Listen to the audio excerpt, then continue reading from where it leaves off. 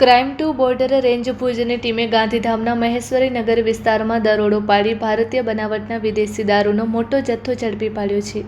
આ અંગે police constable Ishwarsinh Ghanshyamsinh જાડેજાની ફરિયાદના આધારે પોલીસ મથકે પ્રોહિબિશનનો ગુનો નોંધવામાં આવ્યો છે. બોર્ડર રેન્જ ભુજની પોલીસ ટીમે તારીખ 4 ઓગસ્ટ 2026ના રોજ વહેલી સવારે મહેશ્વરી નગર ખાતે વિનોદ બુદ્ધાભાઈ ફફલના રહેણાંક મકાન તેમજ બાજુના ખુલ્લા પ્લોટમાં દરોડો પાડ્યો હતો.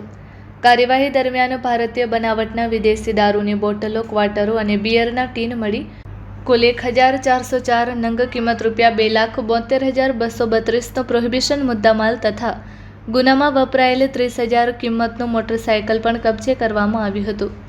આ સમગ્ર કાર્યવાહી એએસઆઈ ભગીરથસિંહ જાડેજા અને પોલીસ કોન્સ્ટેબલ ઈશ્વરસિંહ જાડેજા સહિત ક્રાઇમ ટુ બોર્ડર રેન્જ ભુજની ટીમે સફળતાપૂર્વક પાર પાડી હતી.